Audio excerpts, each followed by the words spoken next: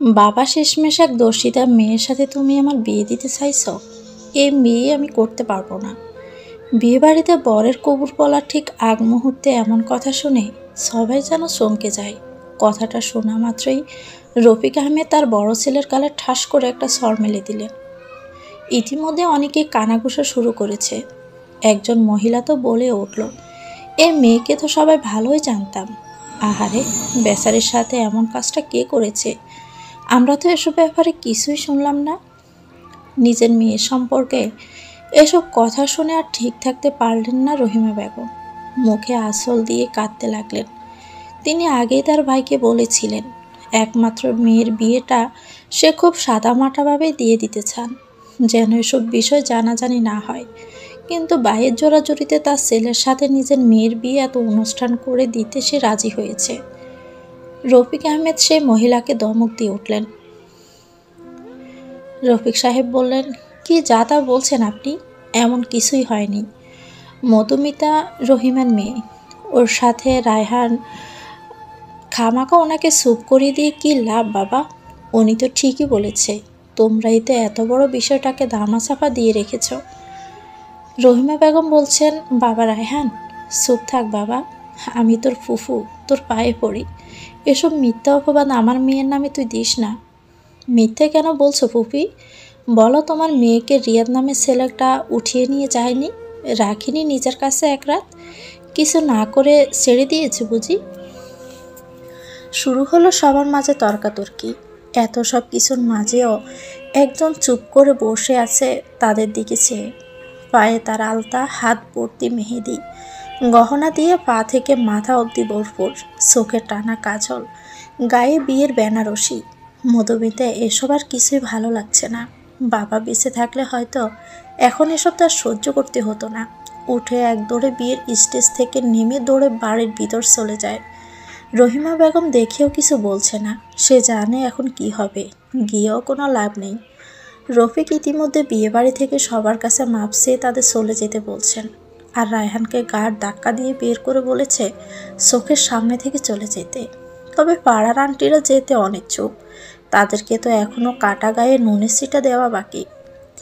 মধুমিতার রুমের দরজা বন্ধ করে সেখানেই বসে কাঁদতে লাগলো, আর জীবনের হিসাব কষতে লাগলো। মধুমিতা জাহান তুলি, ঢাকা মেডিকেলের ছাত্রী, ছোট থেকেই খুবই চঞ্চল ও মেধাবী। লম্বা, চেহারা অনেক ফর্সা না হলেও খুব মায়াবী। মধুমিতার বাবা নেই, মায়ের সাথে মামার বাড়িতেই ছোট থেকে বড় হয়েছে সে। দাদার বাড়িতে মাঝে মধ্যে যাওয়া হয় তাদের। রায়হান হলো তার মামার বড় ছেলে। একসময় এই রায়হানই মধুমিতাকে পাওয়ার জন্য পাগল ছিল, কিন্তু বাকুর কি নির্মম পরিহাস, এই ছেলে সবার সামনে মধুমিতাকে নিয়ে এত বড় একটা কথা বলে দিল। কথায় আছে না, মানুষ চেনা যায় বিপদে। কিছুদিন আগের ঘটনা, রিয়াদ নামের পাড়ার একটা বখাটে ছেলে মধুমিতাকে খুবই বিরক্ত করত। একদিন মধুমিতা সহ্য করতে না পেরে ভার্সিটির সবার সামনে তাকে সর মেরে দেয়। এইটাই যেন কাল হয়ে দাঁড়ায় তার জন্য। রিয়াদের ইগোতে হার্ট হয়। সেদিন বিকেলে বাড়ি ফেরার সময় মধুমিতাকে জোর করে গাড়িতে তুলে নিয়ে যায় রিয়াদ। এক হোটেলে অজ্ঞান করে নিয়ে যায় ওকে খারাপ কিছু করতে। তবে হয়তো সৃষ্টিকর্তার সহায় ছিল মেয়েটার। ওই দিনই সে হোটেলে ড্রাগস খুঁজতে একদল পুলিশ আসায় সবাইকে ধরে নিয়ে যায়। মধুমিতাকে অতিরিক্ত ডোজ দেওয়ার ফলে তার জ্ঞান ফিরতে সকাল হয়ে যায়। এদিকে রহিমা বেগম মেয়েকে না পেয়ে যেন পাগল প্রায়। মধুমিতাকে বাসায় এনে রফিক ঠিক করে পাড়ায় এবং কিডন্যাপিংয়ের বিষয় ছড়ানোর আগেই তাড়াতাড়ি নিজের ছেলের সাথে বিয়ে দিয়ে দিবে মধুমিতার। তবে রায়হান মধুমিতার সতীত্ব নিয়ে সন্দেহ। এখন আর তাই সে মধুমিতাকে বিয়ে করতে চায় না। তবে মধুমিতা অনেকবারই তাকে রিজেক্ট করেছে। সে প্রতিশোধ নেওয়াটাও এখনও তো বাকি। তাই বিয়ে বাড়িতে এত কাহিনী করল সে। দেখলে গো ননদিনী, বিয়ে বাড়িতে সবার সামনে কি কাণ্ডটাই না হলো। এখন হয়তো তোমার মেয়েকে আর বিয়েই করবে না কেউ। হালিম বানানোর জন্য মাংসগুলো কেটে কেটে টুকরো করছিল রহিমা। তখনই রায়হানের মায়ের মুখে এমন কথা শুনে থেমে যায় সে। এসব কিছুর পিছে যে রায়হানের মায়েরও হাত আছে তা খুব ভালো করেই জানে রহিমা। নিজের বোনের মেয়ের সাথে ছেলের বিয়ে দিতে না পারায় ক্ষোভটা হয়তো এখন সে ছাড়বে। রহিমা তার মেয়েকে কখনোই সহ্য করতে পারত না রায়হানের মা। তাই এ বাড়িতে থাকতেও চায়নি রহিমা। তবে বাইয়ের জোড়াজুড়িতে বছরের বেশিরভাগ সময়ই এখানে থাকা হয় তার। মাঝে মাঝে শ্বশুরবাড়ি গিয়ে সবার সাথে দেখা করে আসে সে।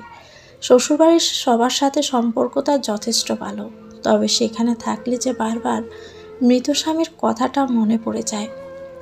তাই তারাও রহিমাকে তেমন একটা জোর করেনি সে বাসায় বেশিরভাগ থাকতে। কিন্তু সে বাড়ির দরজাটা সবসময় খোলাই এই মা মেয়ের জন্য। বিয়েতে অবশ্য তারা কেউ আসেনি, এর একটা কারণও আছে।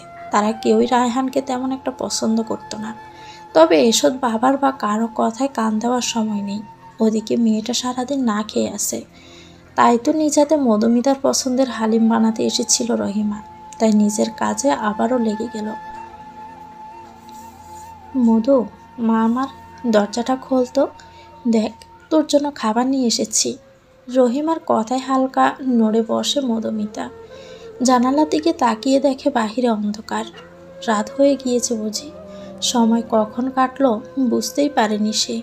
এখনও তার গায়ে বিয়ের সাজ। আস্তে করে উঠে দরজাটা খুলল সে। মধুমিতা, মা। মা ডাকটা শুনে যেন আত্মাটা কেঁপে ওঠে রহিমার। কতটা যন্ত্রণা লুকিয়ে আছে এই ডাকটার পিছনে। মেয়েটির চোখ মুখ ফুলে একাকার হয়ে গেছে।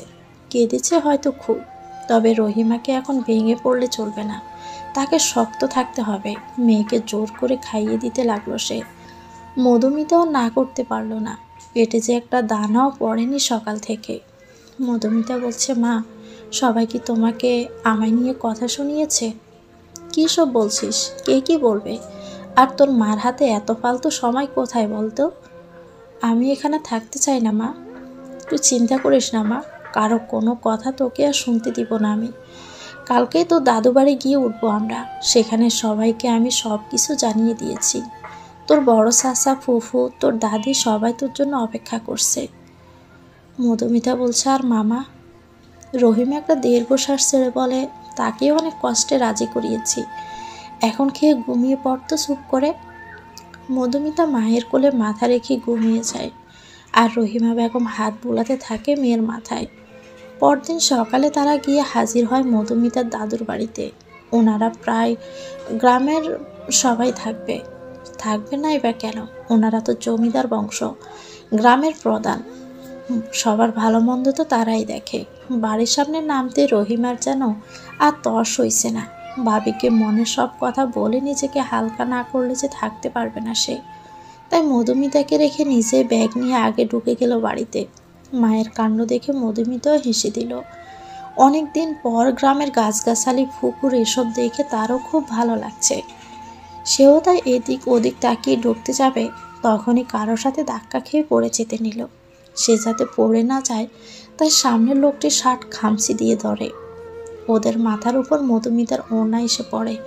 দুজনকে ঢেকে ফেলেছে একদম। এমন সময় সামনের ব্যক্তিটির কণ্ঠ শুনতে পায় মধুমিতা। ইউ স্টুপিড, কে তুমি? দেখে চলতে পারো না? আর আমার বাড়িতে চোরের মতো ঢুকেছ কেন?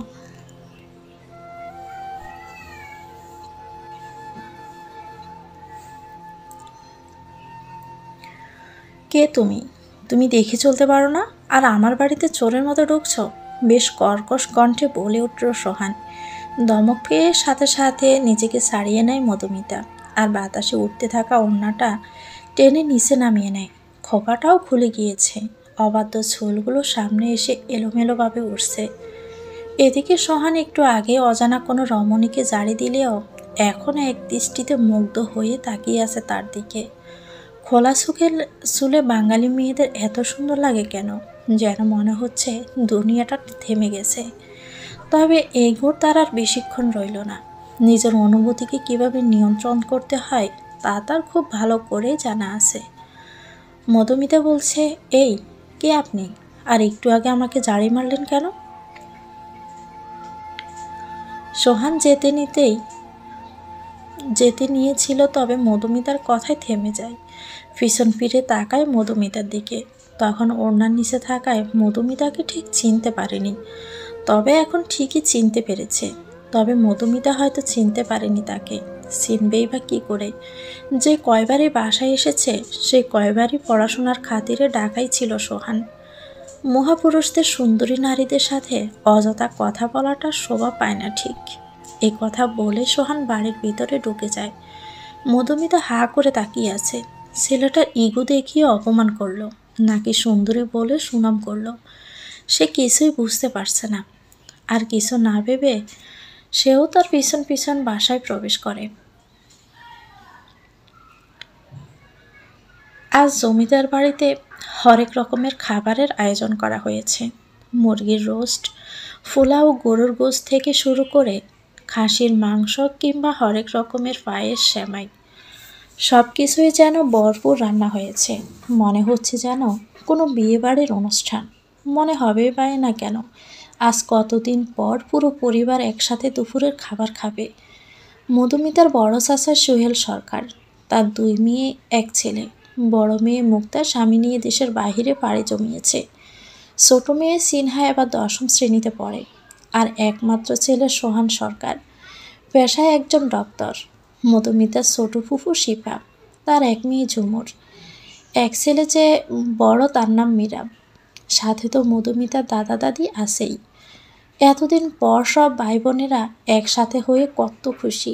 ডাইনিং রুমে বসে সবাই আড্ডা দিতে ব্যস্ত। মধুমিতাও যেন সবার ভাই বোনকে একসাথে পেয়ে ভীষণ খুশি। শুধু মুক্তা আপুকে খুব মিস করছে সবাই। আর সোহান হলো সবার বড়, সে একপাশে চুপ করে ডোন্ট কেয়ার ভাব নিয়ে ফোন টিপছে। ঝুমুর বলছে, এই মৌমাছির মধু, তুই চুল এত বড় কেন রে?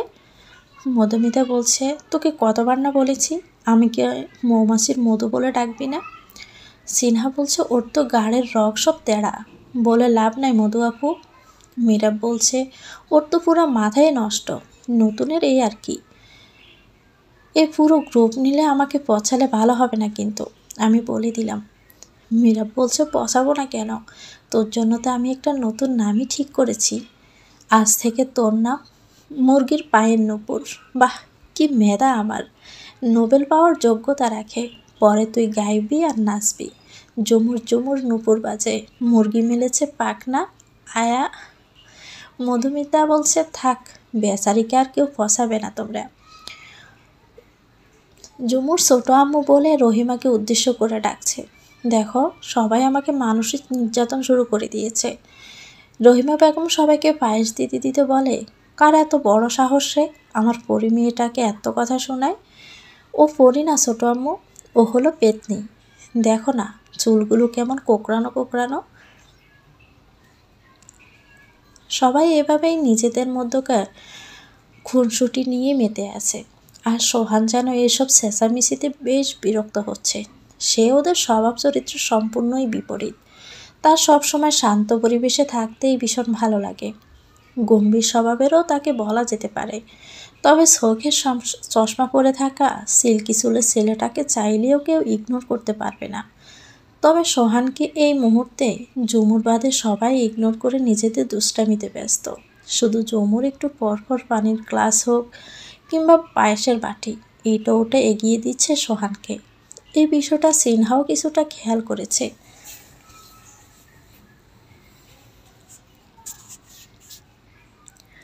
দুপুরের ভরপুর খাওয়া দাওয়া শেষে সবাই ভাত ঘুম দিয়েছে। তবে দোতলার বারান্দাতে দাঁড়িয়ে আছে মধুমিতা। আইসক্রিম খেতে ইচ্ছে করছে তার খুব। তবে এখন কাকে বলবে আনতে? গ্রামের বাড়িতে তো সচরাচর সবখানে দোকানপাটও থাকে না। এক কাজ করা যায়, ফুপিকে রসমালাই বানিয়ে ফ্রিজে রাখতে দেখেছিল মধুমিতা। দুধে চুবিয়ে রাখা গোল্লাগুলো ঠান্ডা অবস্থায় খেলে আইসক্রিমের মতোই লাগবে। মধুমিতাকে আর পায় কে, দৌড়ে গিয়ে নিচে নামছিল, আবার কারো সাথে সজোরে ধাক্কা খেল। মধুমিতা বলছে, ও সোহান, আবার তুমি? মধুমিতার মনে পড়ল সকালের কথা। তখন সোহানই তাড়াহুড়া করে চলছিল, তবে বকাটা দিয়েছে মধুমিতাকে। এখন প্রতিশোধ নেওয়ার সুযোগ। সোহানকে কিছু না বলতে দিয়ে এবার মধুমিতাই বলা শুরু করলো। মধুমিতা বলছে, ইউ ননসেন্স, কে আপনি? দেখে চলতে পারেন না? আর আমার রুমের সামনে চোরের মতো ঘুরছেন কেন? একটু আইসক্রিমও তো খুঁজে দিবেন না নাকি? এই কথা বলে মধুমিতা একটা বউ দৌড় লাগায়। ওকে আর পায় কে? সোহান যেন পুরো বেবাসেকা খেয়ে গেল। সবসময় সে সবাইকে কথা শোনায়, আর আজ এই মেয়ে, 2 দিনকার পিচ্ছি মেয়েটা তাকে কথা শোনালো। আর কি বলল? সে সোরের মতো রুমের সামনে কি গুড়গুড় করছে? পাশের রুমটাই তো তার, নিজের রুমেও যাবে না নাকি সে? এর বদলা তো সোহান সরকার ঠিকই নিয়ে ছাড়বে পরে। এদিকে বিকেলবেলা হয়ে যায়। সবাই ঠিক করেছে আজকে সবাই মিলে গ্রামের বড় জঙ্গলে ঘুরতে যাবে। ট্রুথ ও ডেয়ার খেলাও হবে। সব ভাই বোন মিলে ট্রুথ ও ডেয়ার খেলা খেলবে। তবে সোহান এসব খেলায় যেতে চায় না, কিন্তু বাবা সোহেলের জিদের কাছে হার মেনে ওকে দায়িত্ব নিতে হয়। ওরা সবগুলোই তো বাচ্চা বাচ্চা মেন্টালিটি নিয়ে থাকে, তাই সাথে ম্যাচিওর কাউকে তো থাকাই উচিত। সবাই মিলে অবশেষে জঙ্গলে এসে হাজির হলো। গাছগাছালিতে ভরা ঘন জঙ্গলে আলো আসছে খুব কষ্ট করে। মনে হয় যেন সন্ধ্যা হয়ে গিয়েছে। একটা খোলা জায়গায় সবাই গোল হয়ে বসে আছে, মাঝে একটা বোতল। এখন ট্রুথ আর ডেয়ার খেলার পালা। প্রথমে মিরার।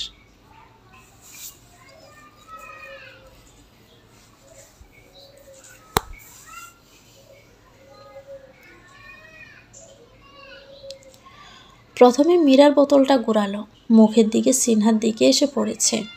মীরা বলছে ট্রুথ নাকি ডেয়ার? সিনহা বলছে ট্রুথ। ঝুমুর বলে ক্রাশের নাম বলো। সিনহা তখন লাজুক ভঙ্গিতে মুনতাসিম আর হামজা। মধুমিতা বলে এরা তো পাকিস্তান ড্রামার নায়ক। সোহান বলছে একটা থাপ্পড় দিয়ে ড্রামা বের করে দিব একদম। সামনে এক্সাম, আর উনি পড়া বাদ দিয়ে ড্রামা দেখে। এ বয়সে ক্রাশ কি রে আবার? মীরা বলছে আহ ভাইয়া, এগুলো কেমন ব্যবহার? এজন্যই তোমাকে আমরা আনতে চাইনি। নিজে তো বড় আনরোমান্টিক হয়ে গেছো, আমাদেরকেও এমন বানাতে চাও নাকি? সোহান বলে কি, আমি বুড়ো আনরোমান্টিক? সিনহা বলছে ঠিকই তো বলেছে। এত বড় হয়েছ, না করেছ প্রেম আর না করেছ বিয়ে। সোহান বলছে বড় ভাইয়ের সাথে কিভাবে কথা বলতে হয় ম্যানার্স কি ভুলে গেলি নাকি? মধুমিতা তখন মুখ ব্যঙ্গ করে বলছে নিজেই জানে না, আরেকজনকে আবার শিখায়। সোহান কিছু বলতে যাবে, এর আগে ঝুমুর সিল্লিয়ে বলে উঠল মধুমিতা তোর গায়ে যোগ। মধুমিতা বলে একটা চিৎকার দেয়। এক চিৎকারে যেন সবার কানের পর্দা ফাটিয়ে দিয়েছে। গাছে বাড়ি খেয়েও চিৎকারের আওয়াজ আবার প্রতিফলিত হচ্ছে। সবাই চোখ বন্ধ করে কানে হাত দিয়ে মাথা নিচু করে নেয়। এত জোরে তো 10টা বক্স একসাথে বাজালেও আওয়াজ হয় না। এদিকে বয়ে মধুমিতা সিনহাকে এমনভাবে চেপে ধরেছে যেন দম যায় যায় অবস্থা। সিনহা বলছে সোহান ভাইয়া হেল্প, ওকে সারিয়ে নিজের কাছে নাও, দম আটকে গেল আমার। যতই ঝগড়া করুক বনি তো। সোহান আর কিছু না ভেবে মধুমিতাকে সারিয়ে নিজের কাছে নিল। মধুমিতার এত কিছু হুঁশ নেই। ওর সামনের ব্যক্তির বুকে মাথা রেখে শক্ত করে জড়িয়ে ধরল তাকে। সোহান যেন মধুমিতার প্রতিটা কাঁপুনি অনুভব করতে পারছে। নিজেকে প্রচুর আনকমফোর্টেবল লাগছে তার। কোনোদিন কোনো মেয়ে এতটা কাছে আসেনি তার। একটু পর মধুমিতা শান্ত হলে এক ঝটকায় সরে যায় সে। ইস কি লজ্জা! তার এমন রিয়াকশন দেখে সোহান সহ বাকি সবাই হেসে দিল। মীরা বলছে বাহ কি রোমান্টিক। ঝুমুর বলছে একটা ঘুষি দিব। এখানে রোমান্টিক কিছুই হয়নি, শুধুই দুর্ঘটনা এটা। তবে সবার সাথে আবার সোহানও হেসে দিয়েছে মধুমিতার রিয়াকশন দেখে। মেয়েটা আসলে একটা বাচ্চা।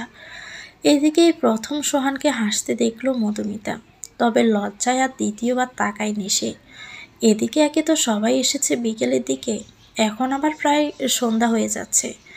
সবাই তাই বাড়ির উদ্দেশ্যে রওনা হলো। মাঝপথে ব্রিজ পার হতে হয় একটা। নদীর উপরের ব্রিজের পরিবেশটা খুবই সুন্দর। একটা বড় দোকানও আছে সেখানে। সোহান কী ভেবে যেন সবার জন্য আইসক্রিম কিনে নিয়ে এলো একটা একটা করে। সবাই আইসক্রিম পেয়ে ভীষণ খুশি।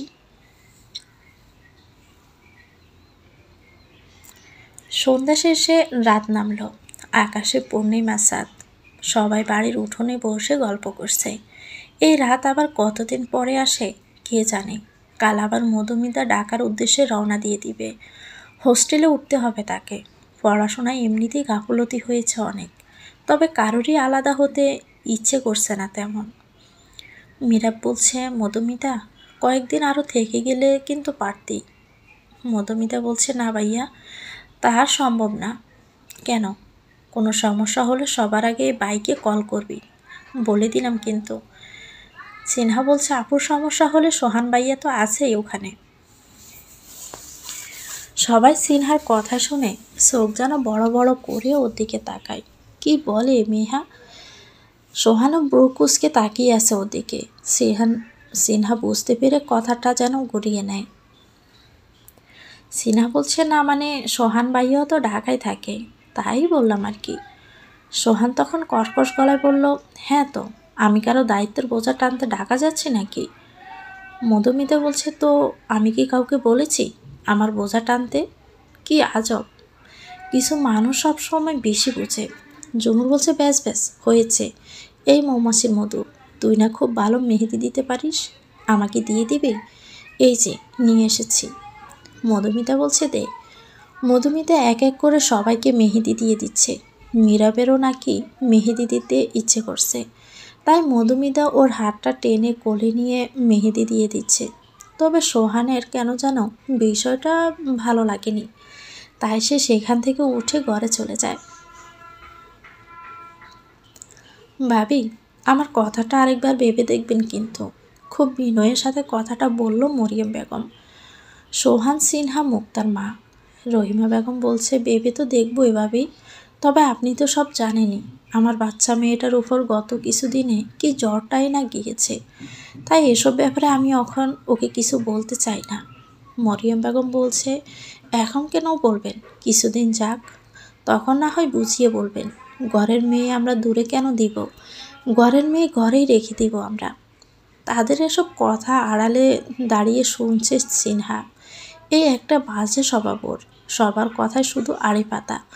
তাদের দেখার আগেই আবার আস্তে করে সরে গেল সে। তার ছোট মাথায় যা বোঝা সে বুঝে গিয়েছে। পরের দিন সকালবেলা, আজ মধুমিতা ঢাকায় ফিরে যাবে। সব ব্যাগ গুছিয়ে বিদায় নিচ্ছে সবার কাছ থেকে। সোহানেরও আজ না চাইতেও ঢাকায় ফিরতে হচ্ছে। বাবার কড়া আদেশ, হোস্টেলে ঠিকভাবে মধুমিতাকে পৌঁছে দিয়ে তবেই যেন নিজের ফ্ল্যাটে যেতে পারবে সোহান। তাই সে নিজের ব্যাগটা কাঁধে নিয়ে মুখ গুমরা করে দাঁড়িয়ে আছে। কিছুক্ষণ পর একটা অটো আসলো ওদেরকে নিতে। এই অটো সোজা গিয়ে রেল স্টেশনে গিয়ে থামবে। ট্রেনে করে ঢাকায় যাবে ওরা। মধুমিতা তো ভীষণ খুশি, এই প্রথম সে ট্রেনে উঠবে। 90 দশকের মতো কত প্রেমের গল্প আর উপন্যাস ট্রেনে হওয়া প্রেম সম্পর্কে শুনেছে, তার কোনো হিসাব নেই।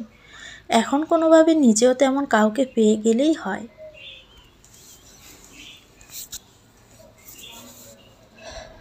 ট্রেন চলছে তার নিজের গতিতে।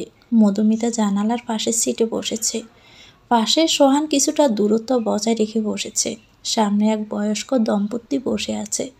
মধুমিতা জানালা দিয়ে তাকিয়ে বাহিরের গতি দেখছে। কোনো ফাঁকে সে চুলগুলো খুলে দিয়েছে খেয়াল নেই। সামনের পাল্লা দিয়ে উঠছে সেগুলো। সোহান কিছুটা বিরক্ত হয়ে বলে, তোমার কি কোনো হিজাব টিজাব নেই? মধুমিতা কিছু বিরক্ত হয়ে বলে, আছে। কেন? বাইরে চলাফেরা করলে হিজাব পরবে, নয়তো চুলগুলো এমন টাইট করে বাঁধবে যেন প্রয়োজনে ছিঁড়ে যায় কিন্তু খুলে না যায়। মধুমিতা বলছে, আচ্ছা। সামনে বসে থাকা বয়স্ক দম্পতি ওদের কথা শুনে মুচকি মুচকি হাসছে। একজন বোরকা পরা, আরেকজন পাঞ্জাবি, মাথায় টুপি। বুড়ো বলছে, দেখেছো গিন্নি, ঠিক আমাদের মতো। এক সময় আমরাও ঠিক এমনই ছিলাম, মনে আছে? কোথাও গেলে কিভাবে আমি তোমাকে কাপড় পরার বিষয় খেয়াল করতাম। বুড়ি বলছে, তা আর বলতে। তা বাবা মেহরাবকে উদ্দেশ্য করে বলছে, বিয়ে হয়েছে তোমাদের কতদিন হলো? তাদের কথা শুনে দুজনেই কিছুটা হতভম্ব হয়ে পড়ল। একে অপরের দিকে তাকালো। এই স্বামী স্ত্রী হয়তো তাদের কাপল ভাবছে।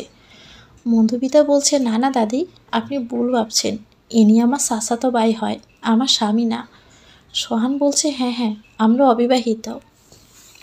বুড়ো তখন হেসে হেসে বলছে, থাক থাক, আর বলতে হবে না, আমরা এখন বুড়ো হলে কি হয়েছে, একসময় জমিয়ে প্রেম করতাম, লুকিয়ে লুকিয়ে কত দেখা করেছি ট্রেনে। তোমরা তো তাও তো বলেছ। একবার তোমার দাদি এক শিক্ষকের সামনেও পড়েছিল, আমাকে সোজা তার আপন ভাই বানিয়ে দিয়েছিল। বুড়ি তখন হাসতে হাসতে বলে, সেই দিনগুলোর কথা কি আর বলবো। সিটিতে কথা হতো আমাদের, কখনো কখনো স্মৃতি আসতে এত দেরি হতো যেন মন চাইতো গিয়ে আসি কি লিখেছে। বুড়ো বলে, দোয়া করি তোমরাও যেন ভালোবাসার পূর্ণতা পাও। মধুমিতা কি করবে না বুঝে অসহায় দৃষ্টিতে সোহানের দিকে তাকালো। সোহানও বুঝে গিয়েছে এদের আর বলে বোঝানো যাবে না, তাই প্রসঙ্গ এড়াতে সে তাদের রুমটার বাহিরে চলে যায়। মধুমিতা অবশ্য এই সুযোগে তাদের লাভ স্টোরি শুনতে ব্যস্ত। কিছুক্ষণ পর সোহান ঝালমুড়ি, আলুর চপ, হাবিজাবি নিয়ে এসেছে সবার জন্য। মধুমিতা না বলেও ওদের বুঝেছে এত সময় ওর খিদা লেগেছে নিশ্চয়ই। ঝালমুড়ি দেখে তো মধুমিতা অনেক খুশি। ঢাকায় আসতে আসতে প্রায় দুপুর হয়ে যায়। ওই দম্পতি এই স্টেশনে নামবে না, পরেরটায় নামবে। তাই তাদের কাছ থেকে বিদায় নিয়ে মধুমিতা আর সোহান নেমে যায় নিজেদের গন্তব্যস্থানে। চারপাশে জমে থাকা পানি আর ভেজা ভেজা পরিবেশ দেখে মনে হচ্ছে বৃষ্টি হয়েছে কিছুক্ষণ আগেই। সোহান আর মধুমিতা পাশের রেস্তোরাঁয় কিছু খাওয়া দাওয়া করে নিল। এবার মধুমিতাকে হোস্টেলে দিয়ে সোহানের নিজ ফ্ল্যাটে যাওয়ার পালা। নামার আগে অবশ্য মধুমিতা সোহানকে একটা থ্যাঙ্কস জানিয়েছে, তারপর হোস্টেলের গেট দিয়ে ঢুকে যায়। মধুমিতা ভাবছে আর হয়তো সোহানের সাথে তার দেখা হবে না, তবে সোহান ভাবছে অন্য কিছু। একটা টেবিল হাসি দিয়ে সে তার ফ্ল্যাটে চলে যায়। অনেকদিন পর আজ ভার্সিটিতে ক্লাস করতে যাচ্ছে মধুমিতা, সাথে বান্ধবী মিশমিও আছে। ভার্সিটিতে নাকি এই ডিপার্টমেন্টে নতুন স্যার এসেছেন, ঢাকা মেডিকেলেরই ডক্টর। দুজন মাঠে হাসছে আর কথা বলছে। মিশমি বলছে, মুরগি খায় দান, নতুন স্যার আমার জান। মধুমিতা পাগল হলি? মিশমি বলে, দুধ মাখন দই খাই, আমি শুধু নতুন স্যারকেই চাই। মধুমিতা বলছে, আর কী সব হাবি যাবি কবিতা শুরু করলি? মিশমি বলছে, দোস্ত তুই তো এই কয়দিন ছিলি না, ভার্সিটিতে নতুন দুজন স্যার এসেছে। একজন আমাদের ডিপার্টমেন্টের, অন্যজন আরেক ডিপার্টমেন্টের। দুজনই যা দেখতে না, স্যাররা বাবা মায়ের সমতুল্য। তাই এসব ঢং বাদ দিয়ে পড়াশোনায় মনোযোগ দে, সামনে এক্সাম। এমন সময় হঠাৎ মিশমির গায়ের উপর কেউ এক বালতি জল ঢেলে দিল। মিশমি বলছে, কোন ডগি রে? ডগি না, আমরা। দুজনে ফিসফিরে দেখে একদল ছেলে মেয়ে। বুঝতে আর বাকি নেই কিসের পাল্লায় পড়েছে তারা। ভার্সিটিতে পড়তে আসবে, র্যাগিংয়ের পাল্লায় পড়বে না, এমন খুব কম ছেলে মেয়েদের সাথেই হয় আজকাল। এখন এই গ্রুপে 3টা ছেলে আর 2টা মেয়ে আছে। একজন ভার্সিটির প্রিন্সিপালের ছেলে রুদ্র, সাথে 2 বন্ধু স্বপন আর আয়ান। মেয়ে দুটোর নাম আরু আর রুশি। দুজনে ছোট ছোট ড্রেস পরা, উপরে ইউনিফর্ম। রুশির চুল বাপ কাট করা, ছোট ছোট, দেখতে ঠিক চাইনিজদের মতো। রুদ্র বলছে মিশমি আর মধুমিতাকে ইঙ্গিত করে, এই মেয়েরা এদিকে আসো। থাক, সরি বলতে হবে না, আমি খুব দয়ালু, মাফ করে দিয়েছি।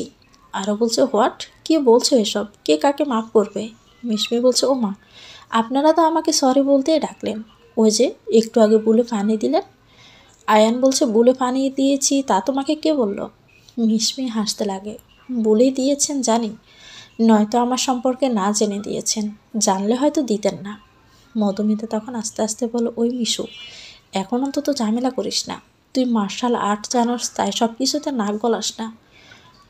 রুশি বলে, এই মেয়ে আসতে কি বলিস? মিশমি বলে, আর বলিস না, ও একটু এরকমই। রুশি বলছে, তুই কি আমাকে তুই করে বললি? হ্যাঁ বললাম, কেন, তুই আমাদের ক্লাসমেট না? না হলে তুই করে বলছিস কেন? আমিও বললাম। আরও বলছে, you bloody bitch, I will kill. Rudra বলছে, থাম আরু। রুদ্র পা থেকে মাথা অবধি মিশমিকে দেখে নিল। অত্যাধুনিক পোশাকের ছোঁয়া না থাকলেও মোটামুটি একটা লং স্কার্ট আর ফুল হাতার শার্ট, উপরে গলায় পোঁচ দেওয়া ওড়না, মাথায় ছোট একটা হিজাবও আছে দেখি। মেয়েটার সাহস আছে মানতে হবে। পাশের মেয়েটা থেকে এই মেয়েটাকে বেশ মনে ধরেছে রুদ্রর। রুদ্র বলছে, নাম কি তোমার? মিশমি বলছে, আশফি জাহান মিশমি। আপনার? আয়ান বলছে, সিনিয়রদের পাল্টা নাম জিজ্ঞেস করছো? রুদ্র বলছে, আরে থাম। মাহিয়ান রুদ্র। কোন ইয়ার? First year. ও, পানি দেওয়ার জন্য সরি, এখন যাও। মিষ্মি বলছে ইটস ওকে। মধুমিতা মিষ্মিকে টেনে নিয়ে ক্লাসের দিকে চলে গেল। এই মেয়ের বেশি সাহসের জ্বালায় মধুমিতা শেষ। বাকিরা তো হা করে রুদ্রর দিকে তাকিয়ে আছে।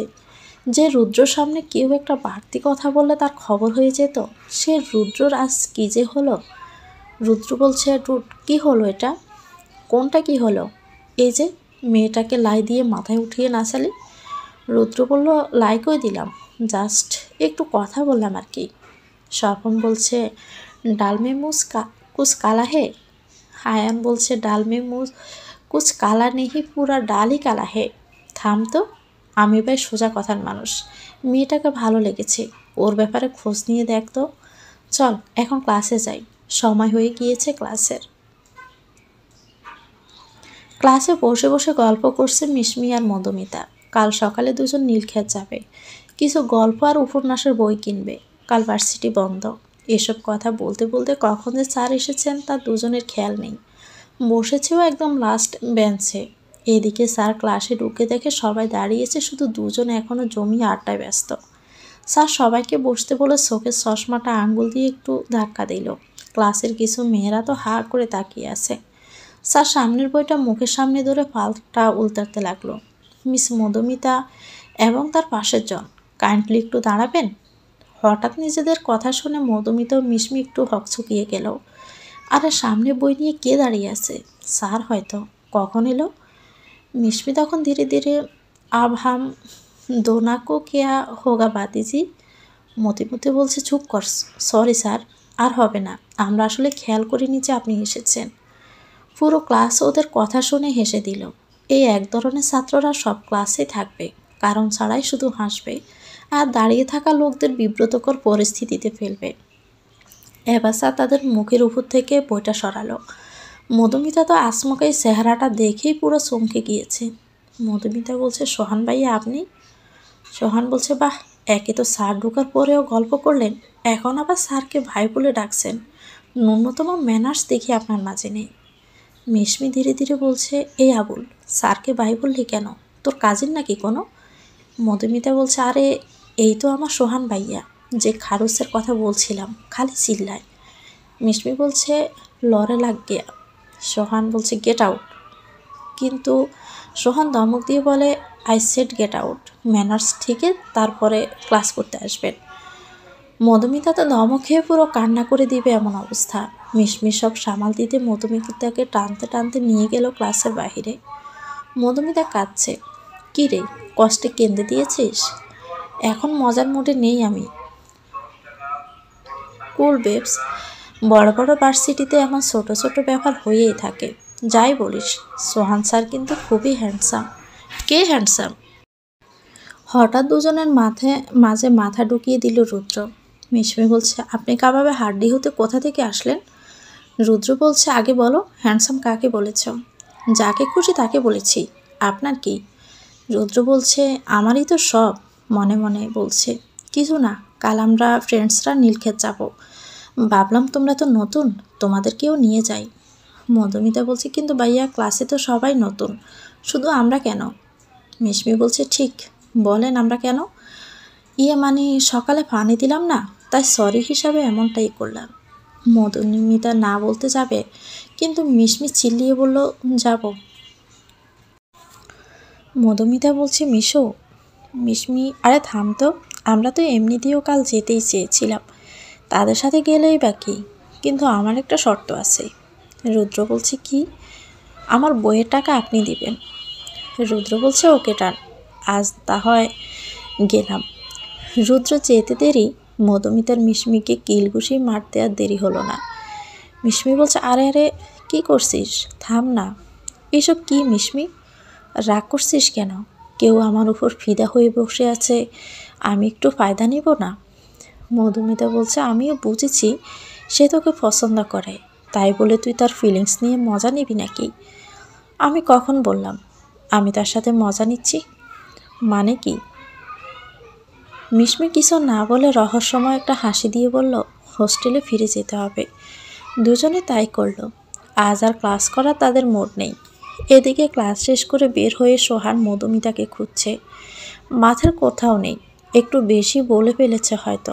তবে সোহান তো জাস্ট ওই দিন সিঁড়িতে মধুমিতা যা বলছিল তার বদলাটা নিয়েছে। আচ্ছা, মেয়েটা আবার কান্না করে দেয়নি তো? করলে করুক, সোহানের কি। কিন্তু তবুও দূর, সোহানের আর কিছুই ভালো লাগছে না। মনের মাঝে যেন মনের বিরুদ্ধে যুদ্ধ চলছে তার। পরদিন সকালে পাখির কিচিরমিচির আওয়াজ। রুমে জানালার পাশে বসে আছে মধুমিতা। সারাদিনের ব্যবসা, গরম আবহাওয়ার মাঝে এই সকালের সময়টা যেন একটু স্বস্তি দেয়। তবে গতকাল রাতে মায়ের সাথে ফোনে কথা বলার পর মনটা একটু খারাপ। মায়ের নাকি শরীর তেমন একটা ভালো না। কিন্তু আসলেই তো সবে পৌঁছলো, আর এক সপ্তাহ পর ভার্সিটিতে কিছুদিনের জন্য বন্ধ আছে। তার আগে তো যাওয়াও যাবে না হয়তো। একটা গোল্ডেন কালারের শাড়ি পরেছে মিশমি, মাথায় ম্যাচিং করা একটা হিজাব, কাঁধে ঝোলানো সাইড ব্যাগ। আর মধুমিতা তার সাধারণ গেটআপেই আছে, একটা নর্মাল থ্রি পিস। দুজনে সকাল সকাল সামনের বড় রাস্তার মোড়ে ওয়েট করছে রুদ্রর জন্য। নিজের কালো গাড়িটা নিয়ে রুদ্র হাজির। গাড়িতে উঠতে বলল, আমরা তো রিকশায় করে যাব বলেছিলাম, আজ একটু কষ্ট করে গরিবের গাড়িতেই না হয় গেলেন। মিশমি বলছে, আচ্ছা সমস্যা নেই, দরজাটা খোলেন, টান দিব কিভাবে। তারপর দুজনে গাড়িতে উঠে গন্তব্যস্থলে রওনা দিল।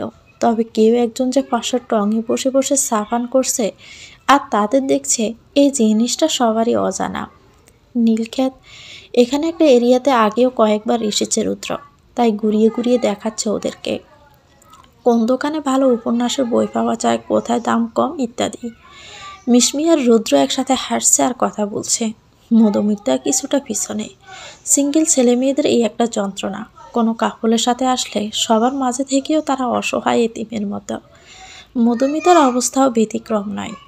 কিছুক্ষণ পর মধুমিতা একটা স্টলের সামনে গিয়ে থামল। না না, বইয়ের দোকান না। বইয়ের দোকানের পাশে ছোট করে একটা কসমেটিক্সের দোকান। মধুমিতার এক মোট চুড়ি খুব পছন্দ হয়েছে, কাছে দিয়ে দাম জিজ্ঞেস করল। 800 টাকা। মধুমিতা কোনো রকম জানটা নিয়ে সরে এসেছে। এক মোট চুড়ির এত দাম হতে হবে কেন? এখন চুড়ি কিনলে বই কেনার টাকায় গরমিল হবে, তার চেয়ে বাড়লো বইয়ের দোকানেই যাই। মধুমিতা তাকিয়ে দেখে মিশমি অনেকটাই দূরে চলে গিয়েছে। মধুমিতা তাই ওর কাছে না গিয়ে পাশের একটা দোকানে ঢুকে। নানান রকমের বই সারি সারিভাবে সাজানো, বসে পড়াও যাবে দেখছি। মধুমিতা হুমায়ুন স্যারের হিমু উপন্যাসটা কিনল, সাথে ইলমাপুর পদ্মমীর উপন্যাস। আরও কয়েকজন রাইটারের বই কিনে নিল, সবে রোমান্টিক জনরার। একটা শুধু হরর বই কিনতে হবে, তবে তেমন ভালো বই খুঁজে পাচ্ছে না।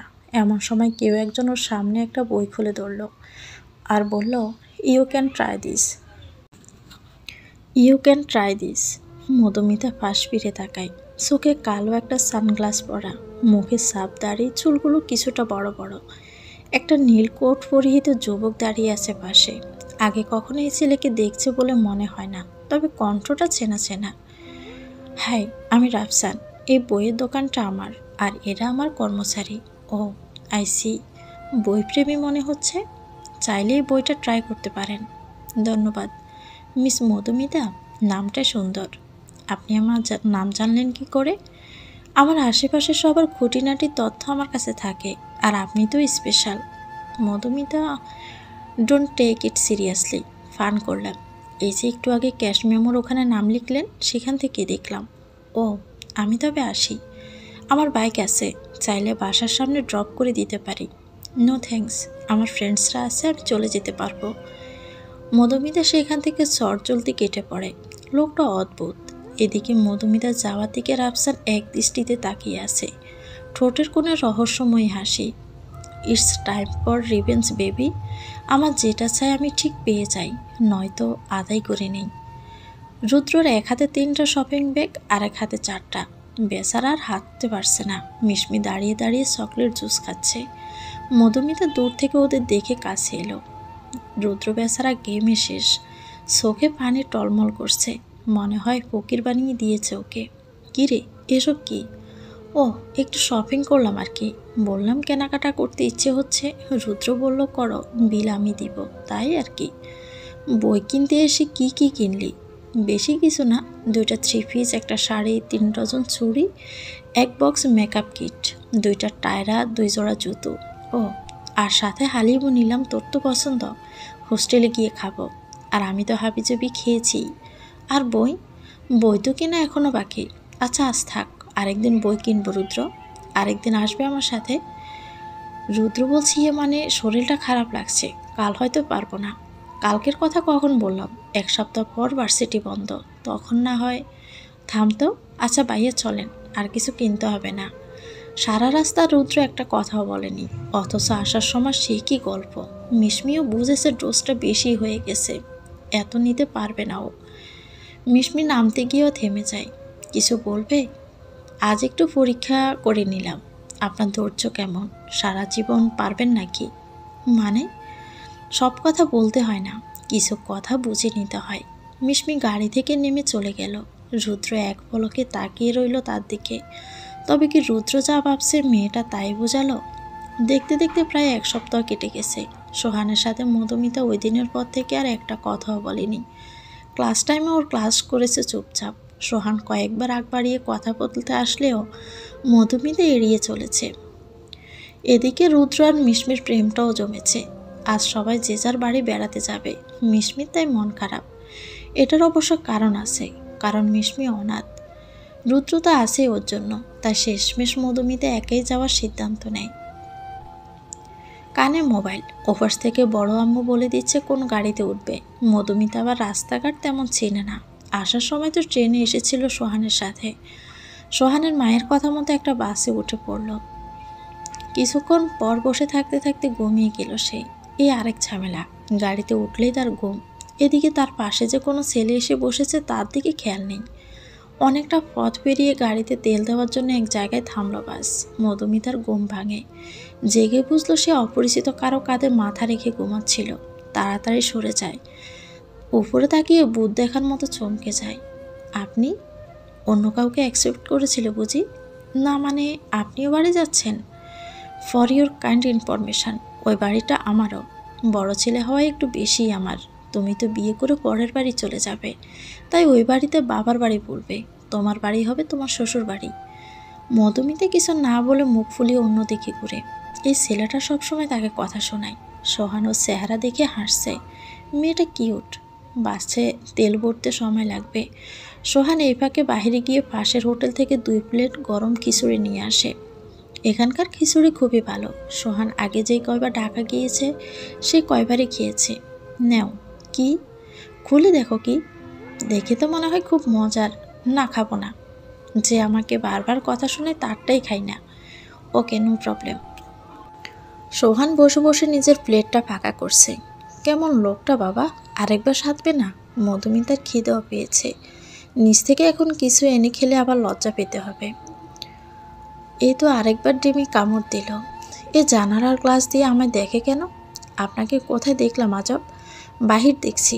শেষবারের মতো বলছি, ডং না করে খেয়ে নাও। মেয়েদের বাড়তির ডং আমার ভালো লাগে না। আপনি বললেই আমাকে শুনতে হবে বুঝি?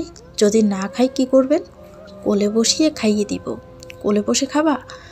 মধুমিতার চোখ বড় বড় হয়ে গিয়েছে সোহানের কথা শুনে। এটা কেমন কথা? লোকটার লজ্জা নেই নাকি? আবার এত জোরে বলছে যে বাসের সবাই তাকিয়ে আছে। সোহান নিজেও কিছুতে ইতস্তত বোধ করল। মুখ ফসকে কি যাতা বলছে। এই মেয়ের সামনে যেন তার আরেকটা পার্সোনালিটি জেগে ওঠে। মধুমিতা তাড়াতাড়ি খিচুড়ির প্লেটটা পাশ থেকে সো মেরে নিয়ে খেতে শুরু করে। একটু পর সোহান একটা কোন আইসক্রিম আর কিছু হাবিজাবি নিয়ে আসে। ধরো, তোমার তো আবার খাওয়ার পর মিষ্টি কিছু না খেলে ভালো লাগে না। তেমন কিছুই পাইনি, তবে এটা টেস্ট করো। লোকটাকে কিছু না বললেও মনের কথা বুঝে যায়। থ্যাঙ্কস। বারবার থ্যাঙ্কস দিবে না তো, শুনতে ভালো লাগে না। আর রাস্তায় যে জ্যাম পড়বে একটু পর, বাড়ি যেতে যেতে রাত হবে। রাতের আকাশে আজ অদ্রচন্দ্র দেখা যাচ্ছে। বাসের লাইটটাও বন্ধ। মধুমিতা জানালার পাশের সিটে বসে এখনও হেলান দিয়ে ঘুমাচ্ছে, কিন্তু চুল উড়ে এসে কপালে পড়ছে বারবার। সোহান চুলগুলো কানের পিছে গুজে মাথাটা নিজের বুকের উপর রাখলো। এমন কেয়ারলেস কেন মেয়েটা? জানালার বাহিরে প্রায় অর্ধেক মাথা বের হয়ে গিয়েছিল। সোহান মধুমিতাকে বুকে রেখে দেখে ওর শরীরটা হালকা গরম। জ্বর আসবে নাকি মেয়েটার? কপালে হাতের উল্টো ফিট দিয়ে দেখে আসলে গরম হচ্ছে শরীরটা। কোটটা গায়ের উপর দিয়ে ডেকে দিল। আর একটু ঘুমাক মেয়েটা। কিছুক্ষণের মধ্যেই মেন রাস্তা ছেড়ে চিকন রাস্তায় গিয়ে বাসটা থামবে। তখন না হয় ওকে জাগাবে। কানে হেডফোন লাগিয়ে সোহান গান শুনতে লাগলো। রৌদ্র পোড়ার রোমিও চেহারা তুমি বুঝলে না আমার ইশারা। লোকে পাগল বলুক মাতাল বলুক, আমি তোমার পিছু ছাড়ব না। এই ভাই, আইয়া পড়ছি, নামেন, কে কে নামবেন? বাস হেল্পারের ডাকে নড়ে চড়ে বসে সোহান। মধুমিতাকে ডেকে তোলে, ইশারা দিয়ে বোঝায় নামতে হবে। মধুমিতাও আস্তে করে উঠে দাঁড়ায়। সোহান ওকে নিয়ে গাড়ি থেকে নামে। সোজা অটোতে করে তারা বাড়ি পৌঁছে। বাড়ির সবাই হয়তো ভেবেছে এত দেরি যেহেতু হচ্ছে, আসতে হয়তো বোর হয়ে যাবে। তবে সোহানের মা এখনও ড্রয়িং রুমে বসে বসে জিমুচ্ছে। মধুমিতাকে নিজের রুমে পাঠিয়ে সোহান ওর মায়ের সাথে কথা বলতে লাগলো। মধুমিতা জ্বরের ব্যাপারেও বলল। সোহানের মা নিজে না গিয়ে সোহানের কাছে ওষুধ দিয়ে বলল মধুমিতাকে খাইয়ে দিতে। সোহান কিছুটা ইতস্তত বোধ করল। তার মা নিজে না গিয়ে সোহানকে কেন এত রাতে অন্য মেয়ের রুমে পাঠাচ্ছে। মায়ের কথাবার্তা শুনে মনে হলো তার হাবভাব তেমন একটা ভালো না। কি মতলবে ডাকলো কে জানে। সোহান আর কিছুই না ভেবে ওষুধ নিয়ে মধুমিতার রুমে চলে যায়। দরজাটাও খোলাই ছিল। পরপর কয়েকবার নক করলো, কিন্তু কোনো আওয়াজ নেই। শেষে নিজে দরজা ধাক্কা দিয়ে ভিতরে ঢুকলো। দেখে মধুমিতা গায়ে চাদর দিয়ে শুয়ে আছে, চুলগুলো পুরো ভেজা। এত রাতে আবার গোসল করতে কে বলল ওকে? সোহান মধুমিতা বলে ডাকলো। মধুমিতা। সোহান মাথায় হাত বুলিয়ে বলল, মধুমিতা উঠো। আরে উঠো একটু, ওষুধ খেয়ে আবার ঘুমাবে। মধুমিতা তখন আস্তে আস্তে চোখ খুলল। ভালো করে খেয়াল করে দেখে এটা সোহান। তারপর জলদি উঠে বসে। মাত্র গোসল করে গেঞ্জি আর স্কার্ট পরে বের হয়ে শুল। গায়ে ওড়নাও নেই। চাদরটা গায়ের উপর আরেকটু টেনে ওঠালো। সোহানা তখন বুঝতে পেরে অন্যদিকে তাকায়। সোহান বলছে, সরি, আমার এত রাতে তোমার রুমে আসা আসলে ঠিক হয়নি। আসলে মা পাঠিয়েছে। না, ওষুধটা খেয়ে নাও। মধুমিতা বলছে, আর আমি পাশের রুমে আছি। তোমার যদি কিছু লাগে তাহলে আমাকে ডাকবে। দরজাটা লাগিয়ে ঘুমাও। সোহান তাড়াতাড়ি উঠে নিজের রুমে চলে যায়। নিঃশ্বাস খুব জোরে জোরে চলছে। এমন লাগছে কেন তার? এই মেয়েটা যে খুব টানছে সোহানকে। সোহান নিজের ফোন বের করে গ্যালারির একটা ছবি দেখতে লাগলো। মধুমিতার ঘুমন্ত ছবি।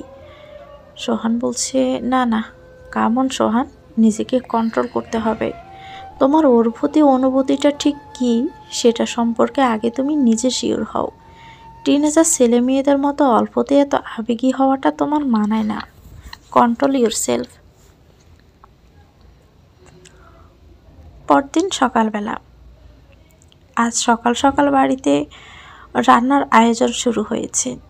বাড়ির একমাত্র জামাই যে এতদিন পরে মেয়ে নিয়ে আসবে, আপ্যায়নে যেন কোনো কমতি না হয়।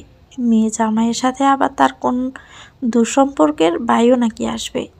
মধুমিতা, ঝুমুর ওরাও কাজে সাহায্য করছে। মীরা বাজারঘাট কী লাগবে সেগুলো বারবার এনে দিচ্ছে।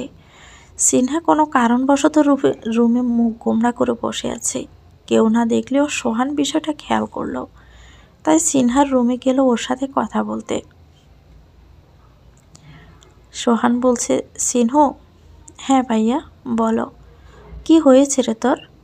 তোর মন খারাপ কেন? সিনহা একটা মেকিয়ে হাসি দিয়ে বলল, কই না তো, কিছুই হয়নি। ভাইকে বলবি না? সিনহা কিছুক্ষণ চুপ করে থাকলো। তারপর হঠাৎ করে সোহানকে জড়িয়ে ধরে কান্না করতে লাগলো। সোহানের কলিজাটা যেন ছিঁড়ে যাচ্ছে সিনহার কান্না দেখে। বুঝ হওয়ার পর থেকে যতটা মনে পড়ে, সিনহাকে কখনো কাঁদতে দেয়নি সোহান। তার কলিজার টুকরা হলো তার ছোট বোন। সোহান বলছে, বলবি না কি হয়েছে? সিনহা বলছে, ভাইয়া বল। আপু মনে হয় ভালো নেই। দুলাভাইকে আমার সুবিধার মনে হয় না। সোহান বলছে, কি বলবি, আমাকে খুলে বল। আপু বলতে আমাকে বারণ করেছিল। কিন্তু আমি না বলে পারছি না। দুলাভাই মনে হয় আপুকে খুবই কষ্টে রাখে, সবার সামনে শুধু ভালোবাসার অভিনয় করে। যতবার গতবার যখন আপু আসছিল তখন একবার আমি আপুর ফিট দেখছিলাম, অনেক কাটাছেঁড়ার দাগ। তারপর আপুকে জিজ্ঞেস করলে আপু প্রসঙ্গে এড়িয়ে যায়। তাছাড়া দুলাভাইকেও আমার ভালো লাগে না, সবার সামনে একরকম আর একা থাকলে আরেক রকম। আমাকে সোহান বলছে, কি তোকে বল, আমাকে বাজে ইঙ্গিত দেয়। সোহান আর কিছুই বলছে না, রাগে তার রগগুলো যেন ছিঁড়ে যাচ্ছে। তবে রাগের বশে প্রমাণ ছাড়া কিছুই করা যাবে না, আর এসবের সত্যতা কতটুকু তাও খুঁজে বের করতে হবে। সোহান সিনহাকে শান্ত করে বলল, আর কিছু হলে বা জানলে সাথে সাথে যেন সোহানকে জানায়। দুপুরবেলা খাবার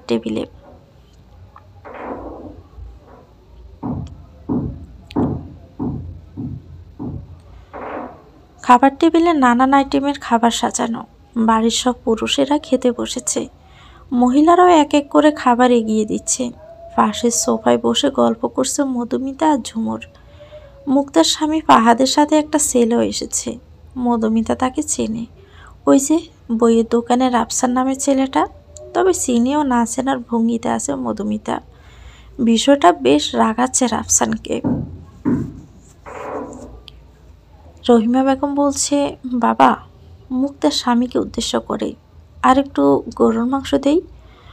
ফরহাদ বলছে, এত খেতে তো পারবো না, তবুও যেহেতু দিতে চাচ্ছেন তাহলে দেন। তুই এত সোসা কেন রে, লোভ সামলাতে পারিস না?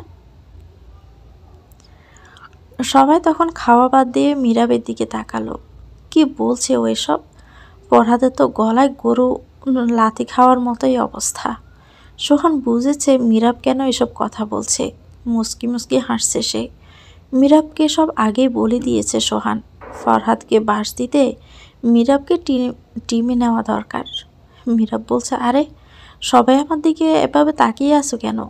আমি তো ফোনে কথা বলছিলাম, এই যে কানে ব্লুটুথ। আর বলবেন না জামাইবাবু, আমার এক ফ্রেন্ড এত শেষরা, খাবারের কথা শুনে নাকি তার আসতে ইচ্ছে করছে। সবাই আবার খাওয়ায় মনোযোগ দিল।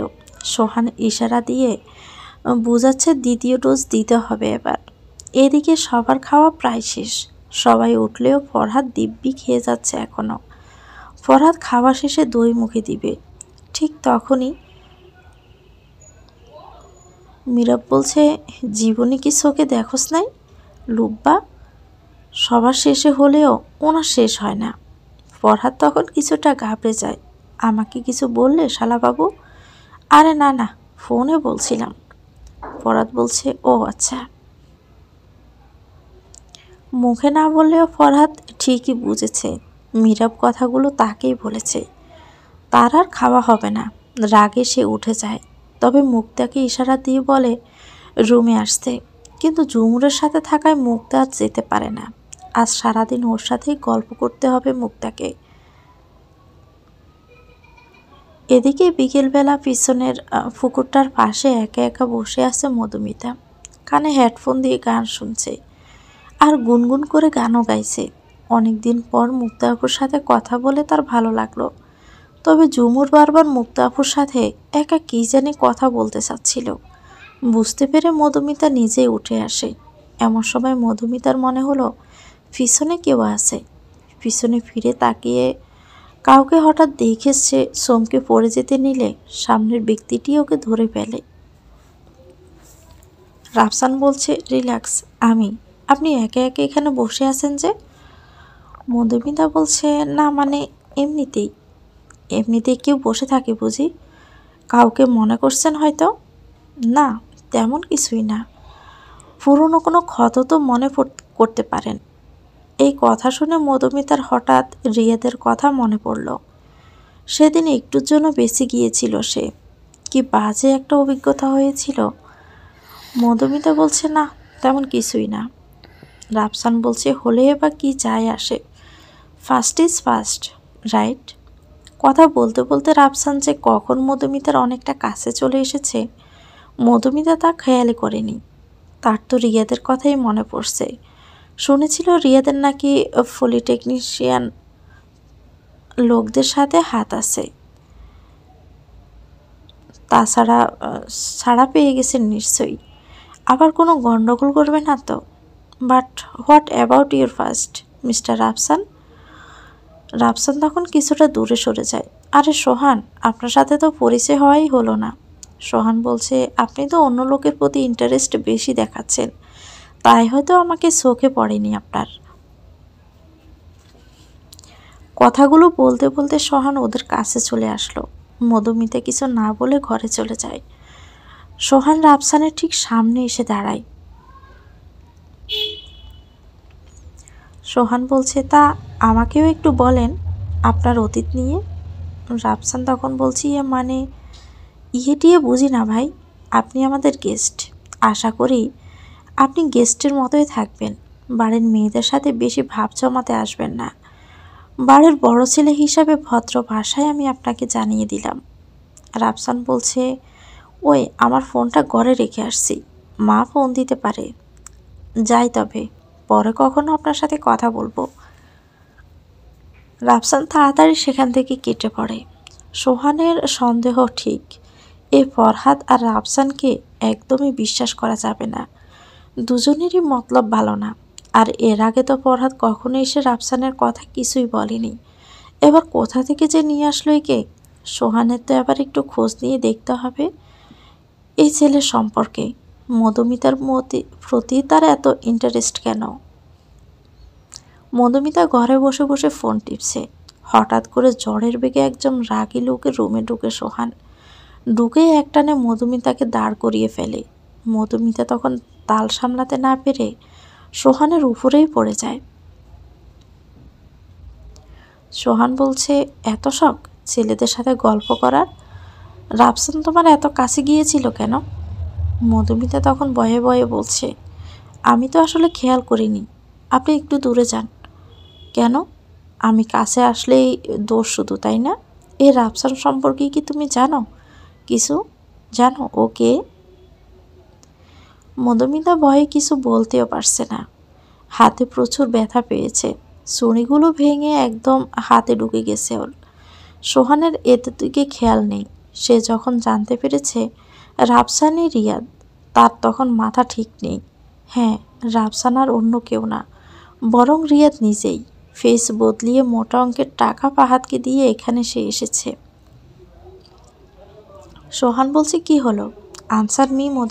মধুমিতা তখন কাঁদছে। মধুমিতার হঠাৎ করে কান্না দেখে সোহানের হুঁশ ফিরে, সাথে সাথে ওর হাত ছেড়ে দূরে সরে যায়।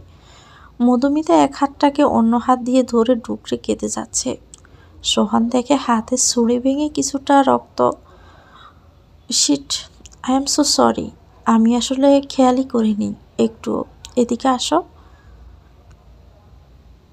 মধুমিতা আরও পিছনে সরে যায় এটা শুনে। সোহানের এত রাগী চেহারা সে এর আগে কখনোই দেখেনি। সোহান বলছে, আসো বলছি, কিছুটা দমক দিয়ে বলল। মধুমিতা ভয়ে আবারও দূরে চলে যায়। সোহানও বুঝেছে ওকে বলে আর কোনো লাভ নেই। নিজে ড্রয়ার থেকে ফার্স্ট এড বক্সটা বের করে ওর কাছে গিয়ে হাতটা ব্যান্ডেজ করে দেয়। সোহান বলছে, সরি, রাগটা আসলে কন্ট্রোল করতে পারিনি, ফরগিভ মি। সোহান আর কিছু না বলে রুম থেকে বেরিয়ে চলে যায়। বাহ, কি সুন্দর, নিজে ব্যথা দিয়ে নিজে মলম লাগিয়ে চলে গেল। নিজে প্রপার্টি মনে করে নাকি? নাকি মধুমিতা ওর বিয়ে করা বউ? রাগে ব্যথায় দাঁড়িয়ে দাঁড়িয়ে এসব কথা ভাবছে মধুমিতা। সারা বাড়িতে আর কি কোনো রুম ছিল না? ঘুরে ফিরে সোহানের রুমের পাশেরটাই তাকে দিতে হলো। সবই পোড়া কপাল আমার।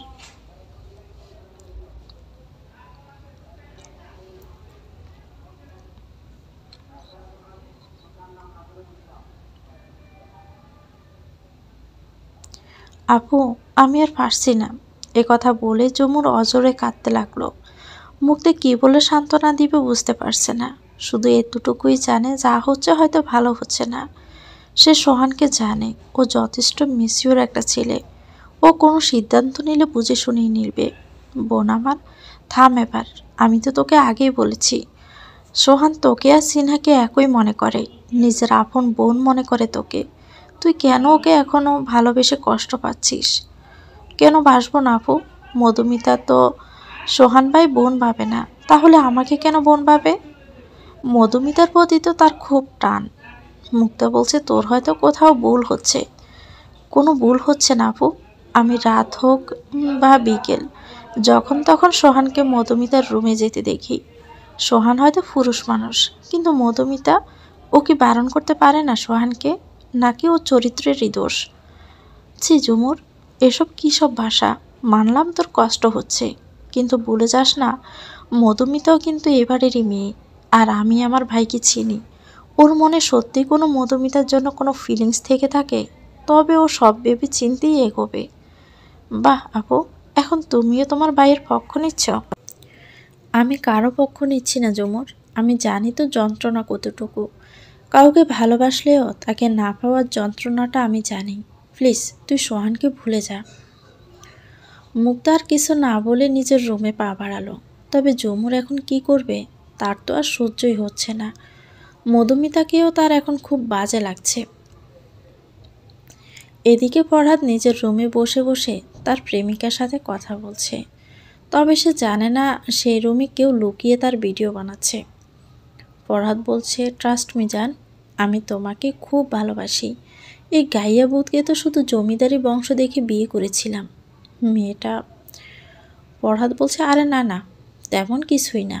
ও তো আমার রক্ষিতা, হওয়ারও যোগ্য রাখে না। দেখলেই গা গুলিয়ে বমি আসে। কোথায় ও আর কোথায় তুমি? হ্যাঁ, একবার শুধু টাকাগুলো হাতিয়ে নেই, তারপর বাড়ি থেকে পালাবো। ওদিকে রিয়াদ নামের ছেলেটার কথা বলছিলাম না, ও হয়তো এতক্ষণে নিজের কাজ শুরু করে দিয়েছে। ব্যাস, যা জানার বা যা বোঝার সবটাই বোঝা হয়ে গিয়েছে সোহানের। আরও কিছু প্রমাণ জোগাড় করে সে মধুমিতার রুমের দিকে রওনা হলো। প্রমাণ জোগাড়ের ঝামেলায় রিয়াদের কথা বলতেই ভুলে গেছে মধুমিতাকে। তবে এত রাতে ওর রুমে যাওয়াটা ঠিক হবে? তবে না গিয়েও তো কোনো উপায় নেই। রিয়াদ যদি কিছু করে বসে। সোহান মধুমিতার রুমের সামনে এসে দেখে রিয়াদ দাঁড়িয়ে আছে। সোহান বলছে, আরে মিস্টার আফসান, আপনি? না মানে, আপনার রুম তো নিচতলার গেস্ট রুমটা, দোতলায় আপনি কি করছেন? রাফসান তখন মনে মনে বলে, শালা, এই তো যাচ্ছি। তা আপনি কি করছেন? বউয়ের কাছে আসছি। রাফসান বলে, হোয়াট? সোহান বলছে, এমা, আপনি জানেন না মধুমিতা ইজ মাই ওয়াইফ, আমার একমাত্র বউ। রাফসান বলছে, আচ্ছা আমি যাচ্ছি। রাফসান তাড়াতাড়ি করে নিচে নেমে গেল। ও তো জানতো মধুমিতার যে কাজিনের সাথে বিয়ে ঠিক হয়েছে সে বিয়েটা ভেঙে দিয়েছে। তবে কি সোহানের সাথে বিয়ে ঠিক হয়েছিল? বিয়েটাকে ভাঙেনি। এদিকে সোহান বুঝে গিয়েছে মধুমিতাকে একা রাখাটা সেফ না, তাই নিজে ওর রুমে ঢুকে গেল।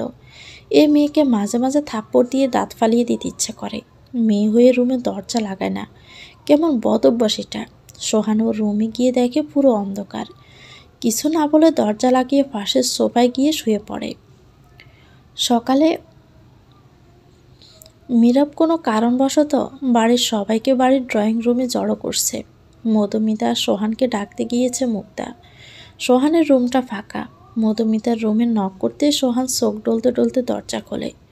দুজন দুজনকে দেখে তো যেন ভূত দেখার মতো চমকে গিয়েছে। তাড়াতাড়ি করে রুম থেকে বের হয়ে মুক্তাকে নিয়ে নিজের রুমে যায়। আর মধুমিতা এখনও চিৎপটাং হয়েই ঘুমাচ্ছে। মুক্তা বলছে, সোহান। হ্যাঁ হে মাই সিস, তুই যেমনটা ভাবছিস তেমনটা আসলে কিছুই না। প্রেম করিস আর যাতা করিস, কোনো কিছু অতিরিক্ত ভালো না। তুই জানিস বাড়িতে বাহিরের লোক আছে। সামহাও এই বিষয়টা গ্রামে জানাজানি হলে কি হবে? সবাই মধুমিতাকেই খারাপ বলবে। আর এটা গ্রাম, শহর না। তোর কোনো এক্সকিউজও কাজে দিবে না এখানে। সোহান বলছে, তুই যেমনটা ভাবছিস তেমনটা আসলে কিছুই না। তুই আমার কথাটা শোন। নিসায় মীরাব সবাইকে আসতে বলেছে। মুক্তার কিছু না বলে মধুমিতাকে ডাকতে যায়।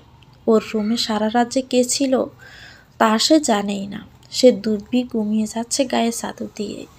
মুক্তা একটা দীর্ঘশ্বাস পেলে কিছুটা স্বস্তি পায়। না, দুজনের মাঝে এখনও এমন কিছুই হয়নি। তবে ওরা আজকালকার ছেলে মেয়ে, কিছু হলেও হয়ে যেতে পারে। বাড়ির বড়দেরকে জানাতে হবে এ বিষয়ে। মধুমিতাকে ডেকে নিচে নিয়ে যায় সে। এদিকে নিচে সবাইকে এক এক করে ফাহাদের সব কুকর্মের কথা ফাঁস করছে মিরাত। প্রমাণও সব হাতের মুঠোয়। সাথে সাথে মরিয়ম বেগম অসুস্থ হয়ে পড়েছেন। মরিয়ম বেগম বলছে, এই জানোয়ারদের চোখের সামনে থেকে সরা, আমি আর নিতে পারছি না। সোহান বলছে, মা সামলাও তুমি নিজেকে। কিছুক্ষণ পর পুলিশ এসে ওদের ধরে নিয়ে যায়। মুক্তা একপাশে মূর্তির মতো দাঁড়িয়ে আছে। ও ভাবেনি এত সহজে জানোয়ারের হাত থেকে সে রক্ষা পাবে। মীরাব শক্ত করে মুক্তার হাতটা ধরে রেখেছে। এসব অশান্তির মাঝেও মীরাবের হাতটা ধরে যেন মুক্তা কিছুটা শান্তি পায়, ডুব দেয় অতীতের স্মৃতিতে। কলেজ লাইফের সেই প্রেম। একসময় খুব ভালোবাসত মীরাব মুক্তাকে। মুক্তা যে বাসত না এমনটা নয়, তবে ওই যে পরিবার, কেউই বলতে সাহস পায়নি কাউকে। তবে আজ এতদিন পর মীরাবের করা প্রতিটা প্রার্থনা যেন আল্লাহ পূরণ করেছে। মন থেকে কাউকে এতটা চাইলে হয়তো উপরওয়ালাও তাকে দিয়ে দেয়। অতঃপর দিন শেষে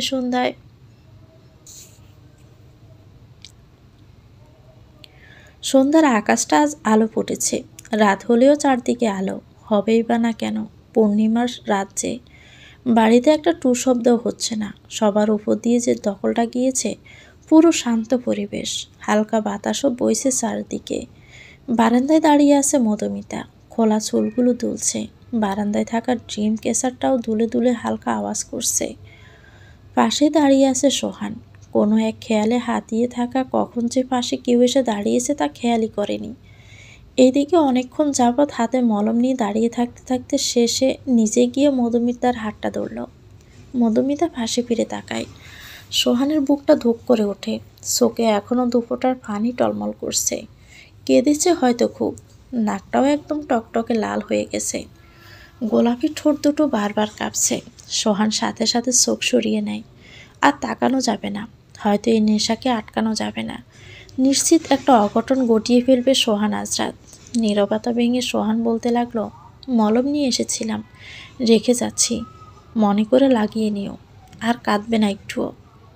এই বলে যে না সোহান যেতে নিবে, মধুমিতার হাতটা ধরে ফেলল শক্ত করে। এই প্রথম মধুমিতা নিজে থেকে সোহানকে আটকালো।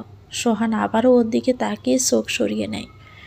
কি বলবে তাড়াতাড়ি বলো, আমার তাড়া আছে, যেতে হবে। মধুমিতা বলছে, থেকে গেলে হয় না? খুব একা লাগছে। সব খারাপ শুধু আমার সাথেই হয় কেন? মায়েরও আজ মন ভালো নেই। কার কাছে গিয়ে কাঁদবো আমি? একটু থেকে যান না প্লিজ। কিন্তু মধুমিতা আর কিছু না বলে হঠাৎ সোহানকে শক্ত করে জড়িয়ে ধরে। কেন জানি এই মানুষটার প্রতি এক প্রকার অন্ধবিশ্বাস জমে গেছে মধুমিতার। সোহানের বুকে যেন মাথা রেখে তার সব দুঃখ শেষ। এদিকে সোহান কি করবে কিছুই বুঝতে পারছে না। না পারছে নিজেকে এই মেয়ের কাছ থেকে দূরে সরাতে, না পারছে পুরোপুরি নিজের করে নিতে। আর মধুমিতারও আজ কোনটা ভুল কোনটা সঠিক যেন বোঝার অবস্থায় নেই। মধুমিতা, এখন একটু ঘুমাও, ভালো লাগবে। যা বলার সকালে বলো। আমি এখন তোমার সাথে এভাবে থাকতে পারবো না। আমার সাথেই থাকেন। বাচ্চাদের মতো আবদার করো না প্লিজ। তোমার অবস্থা এখন ভালো না। একটা আবদার পূরণ করা যায় না বুঝি? না, যায় না। সোহান নিজেকে মধুমিতার কাছ থেকে ছাড়িয়ে চলে যেতে নেয়। কি ভেবে যেন আবারও ফিরে এসে মধুমিতার কপালে একটা ভালোবাসার পরশ এঁকে দেয়। এরপর নিজের রুমে চলে যায়। আর এক মুহূর্ত থাকে যাবে না এই মেয়ের সামনে। মধুমিতাও আস্তে করে খাটে গিয়ে শুয়ে পড়ে। মুক্তা বলছে, মা আসবো? আয় মা, জিজ্ঞেস করার কি আছে? কিছু বলবি? সোহান আর মধুমিতার ব্যাপারে কিছু বলবো। জানি কি বলবি, আমি সব কিছুই খেয়াল করেছি। ওরা আজকালকার ছেলে মেয়ে, যদি কিছু। সোহানের প্রতি আমার বিশ্বাস আছে, ও এমন কিছুই করবে না। কিন্তু মা, মরিয়ম বেগম বলছে কাল তোর মামা আসবে, বুঝলি? এর মাঝে মামা আসলো কোথা থেকে? আসেনি, আসবে। কাল মধুমিতা আর সোহানের বিয়ে। কি এত তাড়াতাড়ি? আর ওদেরকেও তো বলা হয়নি। আমি জানি ওরা এক অপরকে পছন্দ করে। রহিমা মধুমিতাকেই কালকে মানিয়ে নিবে। আর সোহানকে তো পুরো পাগল। এখন বললো ও এখনই রাজি। হঠাৎ করে এমন সিদ্ধান্তের কারণ কি? মরিয়ম বেগম একটা তাচ্ছিল্যের হাসি দিয়ে বলে, একবার এক সন্তানের ভালোবাসার পথে কাঁটা দিয়ে নিজের মতো জোর করে অন্যজনের সাথে ঘর বেঁধে দিয়েছিলাম। তার ফল যে খুব তিতো হয়েছে, আর কাউকে আমি কষ্ট দিতে চাই না।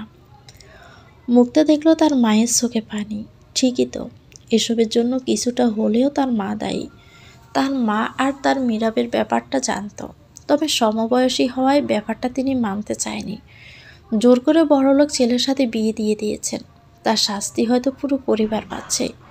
সেই ভুলটা হয়তো দ্বিতীয়বার আর করতে চান না মরিয়ম বেগম। সোহান আর মধুমিতার পর তোর আর মীরাবের ব্যাপারটাও সবাইকে জানিয়ে দিস। সবাই খুশি, বইকে কষ্ট পাবে না। তা দেখা যাবে।